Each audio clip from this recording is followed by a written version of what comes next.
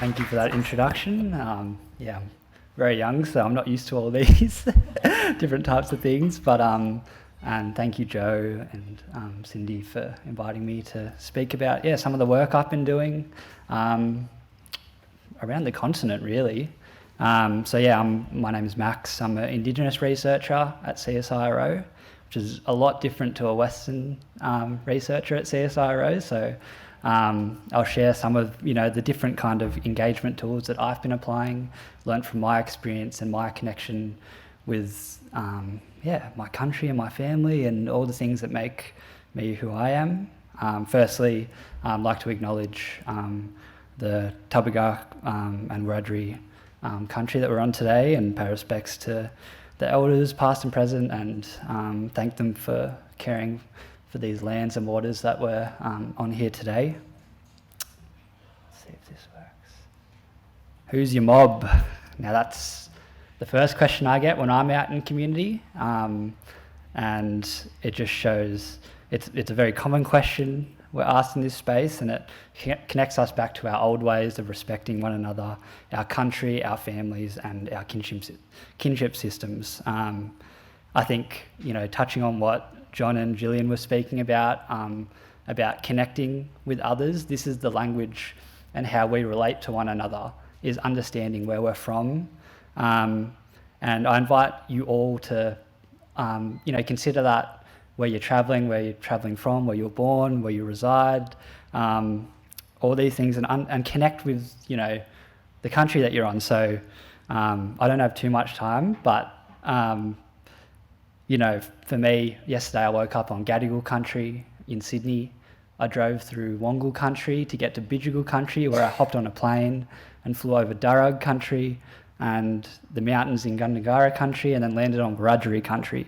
And that's just, honestly, that's not showing off or anything. That's just how I see the world. And that's the inherent place-based nature of our knowledge systems. That's what we're trying to kind of apply in Western science, and in particular drawing Indigenous perspectives of drought resilience and trying to bring some of those communities to the conversation.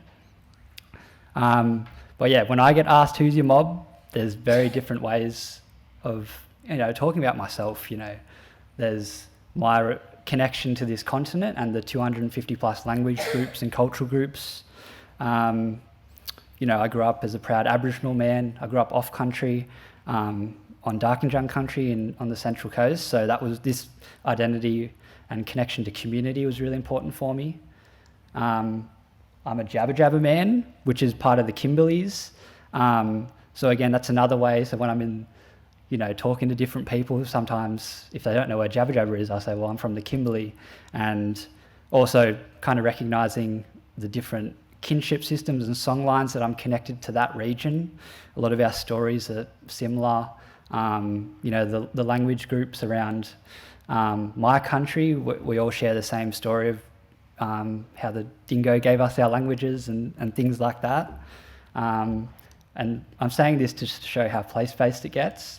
Next, this is kind of a map of my country. So from that blue pointer down to the bottom of the map. So that's Jabba Jabba is our language, and that's our all different Jabba Jabba families kind of lived along that coastline and inland.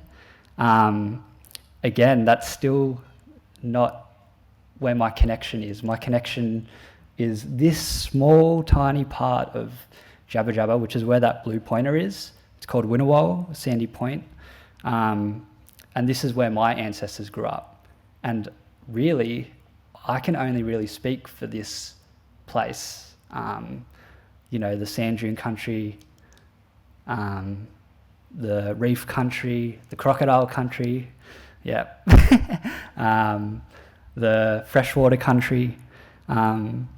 So when we take a big problem like drought, if someone asks me what drought resilience looks like for me, I can only speak of what drought resilience looks like from this country.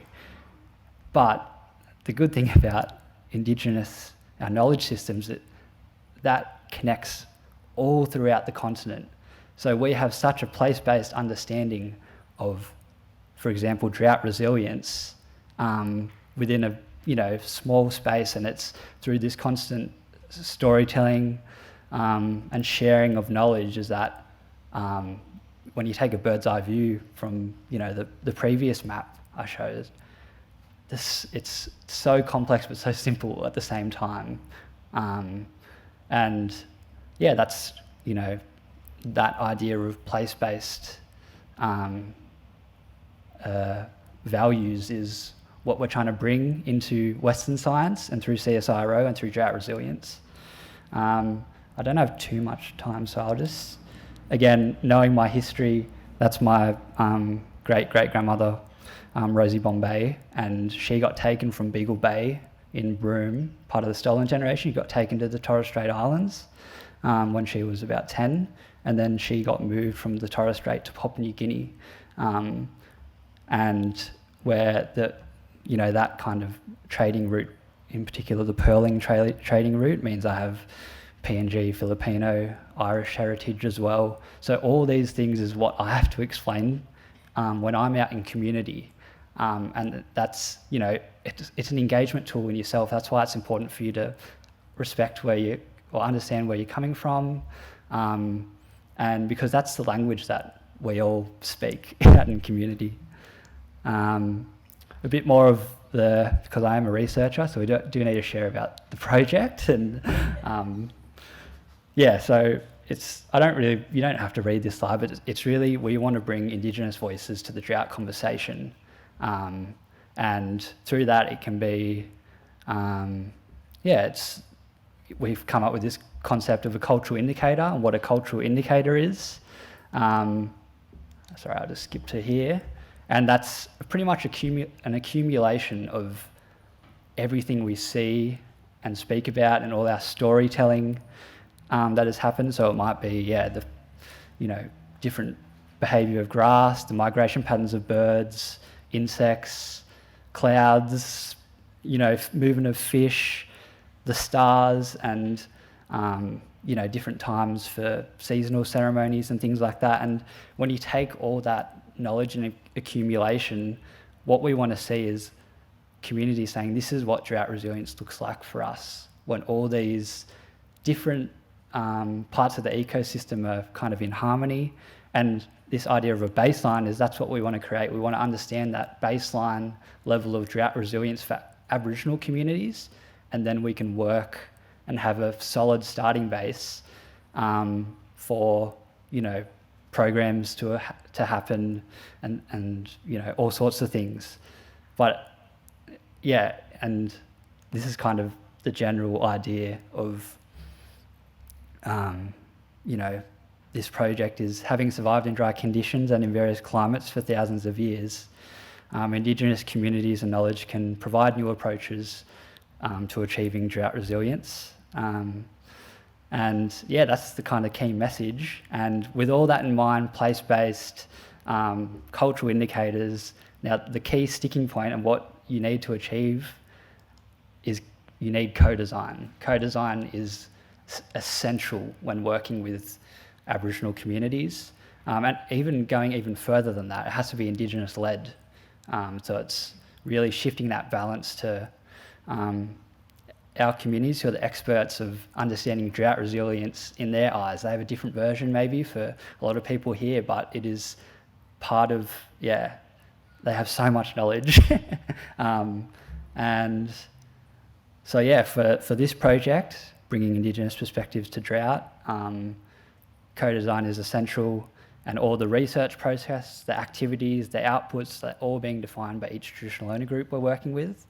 Sorry, I'll go back. And we're working with these communities. So pilot communities, again, we're testing new approaches, and we're working in Drought, in Narran Lake, in the Narran Lake area with the Joint Management Committee there. We're working in the Fitzroy catchment with the Fitzroy Catchment Traditional Owners Alliance. So there's 17 different traditional owner groups here. Working in the Paroo River with the Butcherty mob in Queensland, and with Southwest WA, that's probably, we're not too sure exactly. But in understanding this, there's so much different, so many different communities and governance systems that you have to be very flexible. And that's why co-design is so important. And this is, I know it's very weird, and I'm still having to convince Western scientists to buy in that this is a research methodology. And, I've been given the freedom to come up with different ways of thinking about research, and this is where we're starting from, but I'll show you how the co-design tools are kind of built into this framework. So when I joined, because I'm not a Western scientist, I'm an Indigenous scientist, I don't really, this is what came to mind when I think about research, and it's how our old people have been doing research. It's the first symbol, and I'll kind of flick through how it applies in a project context as well, is, all right, there's changes in country observed. We've recognised that drought is an issue. There's lower water flows in particular communities. They're not fishing as much. So that's kind of the starting point of, what kicks off a project. Then connecting back to our old ways, what would our old people have done? They would have sat down and had a yarn about it. And that's what that symbol kind of symbolises, is, and I'm just trying to bring a cultural perspective to Western science. And so the research agreement has to be defined by the communities and the traditional owners. After that, maybe you've had a fire and had a camp and you've sat around, you'll decide, all right, let's get on country and let's learn about it. And this is key to being place-based, is you have to be there and you have to walk the country with the traditional owners. Or if they can't get on country, you can have a yarn about it. So storytelling workshops. And this is kind of an example of what the Narran Lake community have been coming up with. They've identified that walking on country and storytelling for them is key to understanding drought resilience, and those are the key research activities that we're going to undertake. Documenting the cultural knowledge, so we document cultural knowledge through oral history, through storytelling, through songlines, through our first languages, and through our artwork as well, which is what I was touching on here. And the community, so we kind of are just kind of showing them this artwork is like, fill in the picture for us. What would you like? They have kids that have got their hands on drones around Lightning Ridge, so they're really keen to have drone footage of the country and analysing the indicators that way. Photography is always a exciting visual. Sound is so important. You've seen it in some communities across Australia of the night parrots and things like that that are happening in all the research, how sound is such an important way of sensing knowledge. And and the rest of the story hasn't been filled out yet because that's not my job. But the next stage, sharing knowledge, I guess this is the start. But after we've learnt on country and documented that knowledge and collected that knowledge, it's about asking the community, all right, who can we share this with? Most of them, starting point is sharing it with other Indigenous communities surrounding them. And the next step is, all right, are we able to share it to government, to research funders, to industry? Again, it's them defining who the knowledge can go to. Tool making and resources is about creating new technologies, which is something our people have been doing all the time. We're constantly adapting, constantly refining our tools. You see our, for example, cultural burning, such an important tool for us to bring back. But it could also mean a tool could be an educational resource. So for Narran Lake, education is a key priority for them, rather than just the research is what are we leaving behind, and that's educational tools for Fitzroy catchment.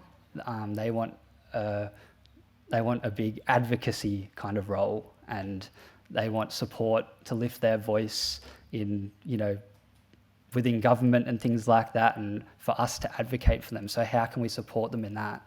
And yeah, it's about just constantly asking, what are your needs? And yeah, and the last one, linking back to traditional owners. So this is that kind of monitoring and an evaluation process, but it's our priorities, and I'll actually skip. Oh, I won't show you that yet.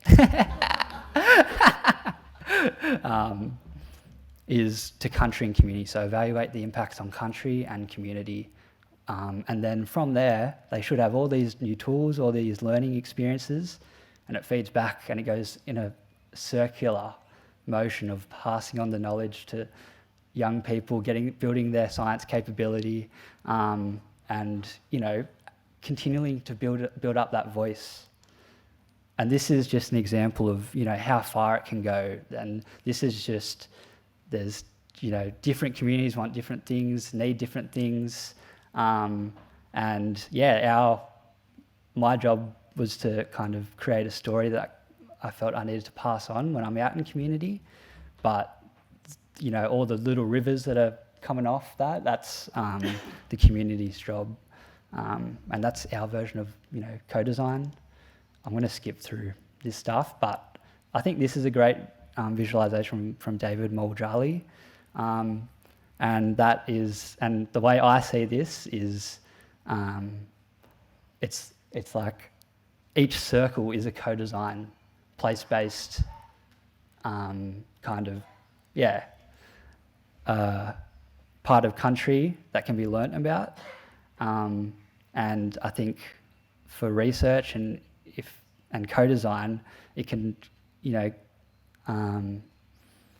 it's an example of sorry, I've lost my train of thought, but it's it shows how complex and place-based our and connected our knowledge systems are, and all those little cultural indicators of drought, they spread across. It's beautiful. They spread across saltwater country to river country to mountain country to desert country to rainforest country. Like it's crazy that I'm a saltwater man, and if you drop me in the middle of the Daintree rainforest, I would have no idea what to do. But it's crazy that is our continent, and we need to value that in place-based research. Now I'm just gonna. I feel like, how much time do I have? I'll get to the engagement tools, and also just a different way of what I hear from community is, at Narran, I've got invited to go camping with them for a week, and at Fitzroy I got invited to go hunting with one of the men in crocodile country. So that was just like, that's how they share their, that's how we build that relationship, and those are the types of things that connect each other. So yeah, that was really exciting, and I was very proud of the team to kind of get to that point. And yeah, in terms of our engagement tools, I just wrote down some learnings that I've had since I've been in this space. Firstly, it has taken us almost over a year to even get to the point of a research agreement.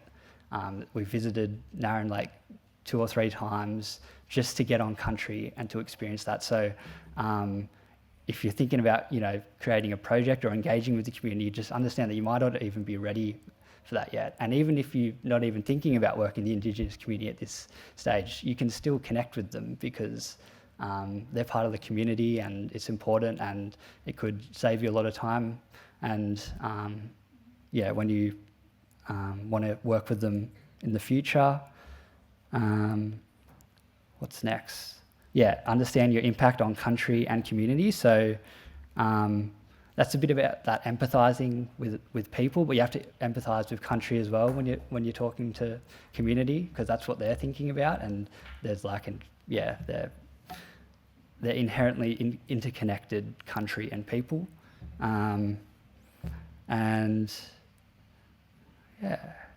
they're the most important things. From that, if you understand the impact on country and community, if you built a relationship, you can have, you might feel a lot more confident about being transparent, about your capability, your timelines, and that will save a lot of time understanding the impact of the project. It's not just about the end goal, and this is a key thing I'm telling researchers in CSIRO, it's about the journey. So positive engagement creates outcomes throughout the research process, and that's what I'm really trying to champion, is that each step is positive for them. It's culturally driven. It gives them an outcome. Like even on country learning, the elders want to bring all their kids along. That's a beautiful way of researching. And yeah. Also engage Aboriginal and Torres Strait Islander people in research. There's so many communities that have young people, different elders, everyone that can help build this process. It's because we have the shared experiences. There's no different between me. I'm Jabba Jabba. So in this country, I'm still, this is not my country. I'm still a visitor. And that's probably a lot of people as well visiting Dubbo. What I have is some shared experiences that I can connect with Aboriginal people because of my family and my history. So it's about, that empathising process and understanding how you're related and, those shared experiences. And it's just easier if we do it, but it's, that's the concept behind it. And you have to be very good listeners because all this is a new language for a lot of people. But it's, and it's the same as Western science is a new language for me. It's just be good listeners, be agile, be flexible, have an open mind, and really build that relationship. And that's the kind of end of it is, look, I can't speak for all Aboriginal and Torres Strait Islander people. I can only speak for that little part of country. That's why co-design is really important, because it's place-based and it's connected with the community. Cool, that's me.